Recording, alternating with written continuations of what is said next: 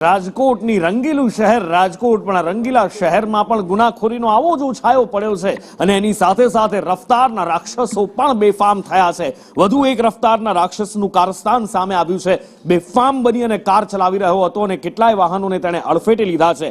આ અડફેટે લીધા પછી એ ત્યાંથી ભાગી છૂટે છે। લોકો તેને રોકવાનો પ્રયત્ન કરે છે। ટીઆરબી જવાન છે એને રોકવાનો પ્રયત્ન કરે છે, પણ પછી પોતાનો જીવ બચાવવા એ પણ એક બાજુ જતો રહે છે, કારણ કે એની સ્પીડ જ એટલી છે અને એ કોઈને મારી નાખશે, બસ એ જ અહીંયા લોકોના મનમાં વાત ઉઠે છે।